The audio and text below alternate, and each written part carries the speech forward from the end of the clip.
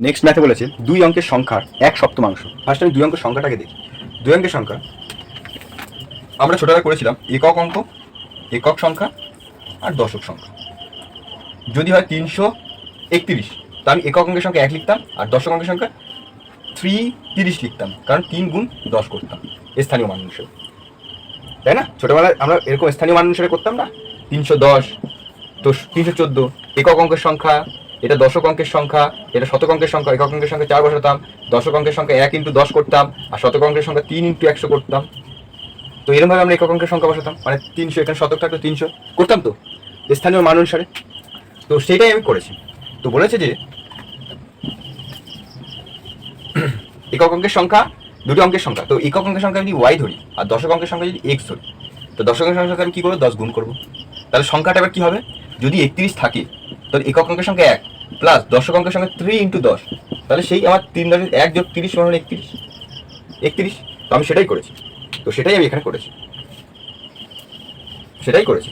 তাহলে অঙ্কের সংখ্যাটা কী হবে? 10x + y = এটা হচ্ছে যোগফল।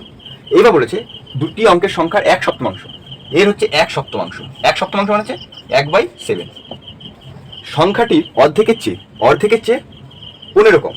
এই সংখ্যাটি যেটা আছে তার অর্ধেক, এই সংখ্যাটি যেটা আছে তার অর্ধেকের চেয়ে কত কম? 15 কম। অর্ধেকের চেয়ে, সংখ্যাটির অর্ধেকের চেয়ে 15 কম। কোনটা কম হবে? তার মানে এইটা কম হবে। সংখ্যাটি আমি দেখি, সংখ্যাটি 10x + y, এর অর্ধেক কত? 2। ভাগ করলে যদি 31-এর অর্ধেক বলে 2 দিয়ে ভাগ করলে তার 15 হবে। তার আমি অর্ধেক বলেছি। তো এর থেকে আমার কত কম হবে? 15 কম হবে।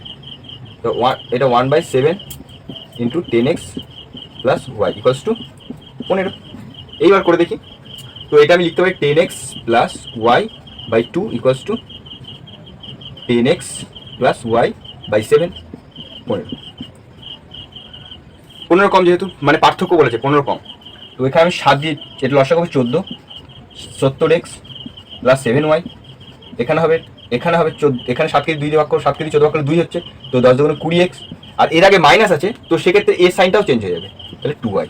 মাইনাস থাকলে সবসময় জন্য চিহ্ন চেঞ্জ হয়ে যাবে, যদি প্লাস থাকে তাহলে সেটা মাইনাস হয়ে যাবে, আর মাইনাস থাকলে তো প্লাস হয়ে যাবে। যেহেতু এখানে মাইনাস আছে তাই এর আগে চিহ্ন প্লাস আছে, তো মাইনাস হয়ে গেল। তো 70x মানে 50x, 7 আর 5y ভাগ 14 × 15।